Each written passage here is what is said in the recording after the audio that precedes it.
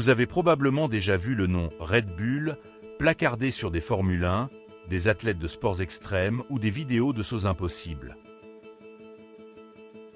Mais pourquoi une marque de boissons énergisantes s'impliquerait-elle autant dans le football, au point d'acheter des clubs entiers à travers le monde? Ce qui pourrait sembler un stratagème publicitaire isolé est en réalité l'une des stratégies marketing les plus audacieuses et les plus élaborées du XXIe siècle. Red Bull ne veut pas seulement être dans le sport, il veut être le sport. Et dans le football, cela signifie bien plus que simplement apposer un logo sur un maillot. Il s'agit de contrôler le spectacle du début à la fin. Nous allons découvrir ci-dessous comment Red Bull a bâti un véritable empire du football, réunissant sport, marque et marché en un seul système, et pourquoi cela transforme la façon dont le marketing sportif est pratiqué dans le monde entier, malgré toute la répression à laquelle ce modèle a été confronté.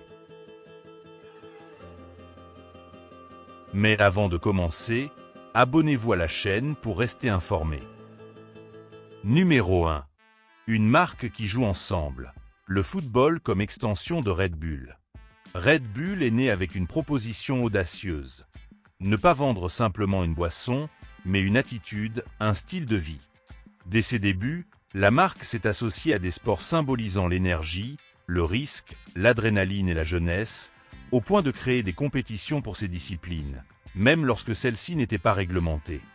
Et le football, avec sa passion mondiale et sa visibilité incomparable, est naturellement entré dans cette optique. Mais, contrairement à d'autres marques qui se contentent de sponsoriser, Red Bull a décidé de s'approprier le jeu.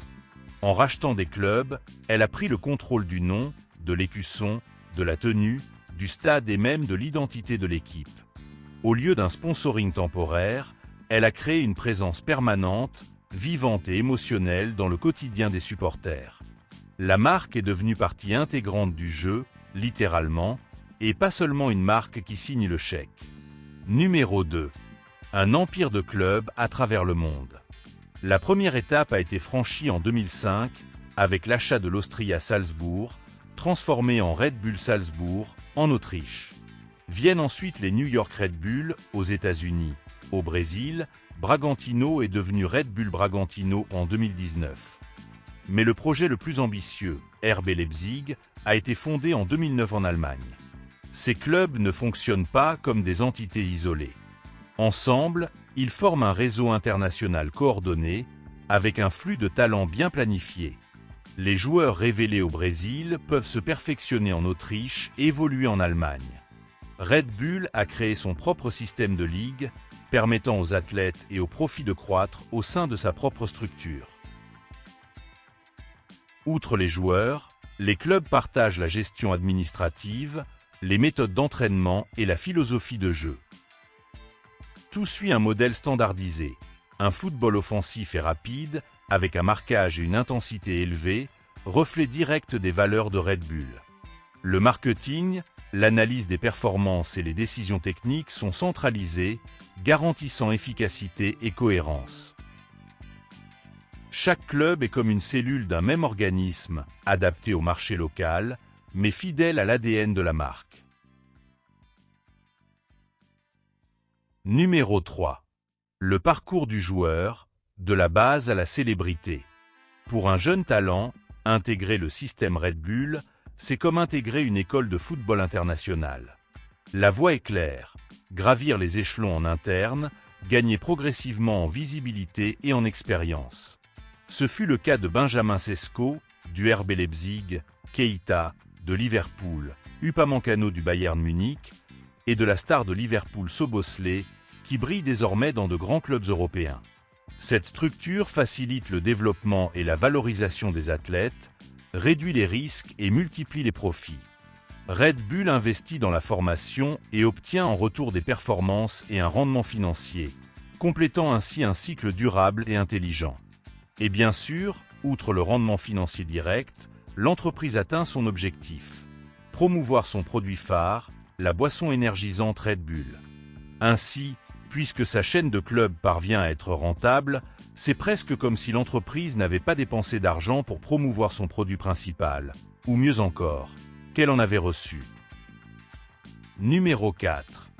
Succès sur le terrain, Critique dans les tribunes. Si les résultats sont impressionnants, le RB Leipzig est devenu un joueur régulier en Bundesliga et en Ligue des Champions. Salzbourg domine l'Autriche et Bragantino se développe au Brésil. En revanche, l'entreprise fait face à de vives critiques. Les supporters traditionnels accusent Red Bull de tuer l'âme des clubs, d'effacer l'histoire, les symboles et les cultures locales au nom d'un modèle économique. Le cas le plus emblématique est celui de Salzbourg, où d'anciens supporters ont fondé un nouveau club pour préserver l'identité d'origine.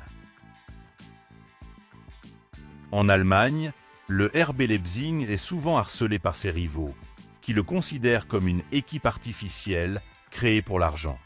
Malgré cela, Red Bull reste concentré. Les résultats parlent d'eux-mêmes et la machine continue de tourner, sur le terrain comme en dehors. Numéro 5. Red Bull. Plus que du sponsoring, c'est du spectacle. Le secret de Red Bull est de ne pas dépendre de la publicité traditionnelle. L'entreprise a créé sa propre plateforme. Elle est propriétaire du produit qu'elle promeut. Dans le football, cela signifie une présence totale dans tous les aspects, des décisions de l'équipe au design du maillot. Ce contrôle permet une exposition bien plus efficace que les publicités payantes. La marque apparaît au meilleur moment, buts, titres, retransmission internationale, et est directement associée aux émotions des supporters. Red Bull ne veut pas seulement vendre une boisson, elle veut vendre une sensation, une expérience. Et le football est le terrain idéal pour cela. Alors que d'autres marques tentent d'attirer l'attention, elles dominent tout simplement le jeu. Conclusion, le football comme nouvelle canette rouge. L'action de Red Bull dans le football ne se résume pas à du marketing, mais à du positionnement culturel.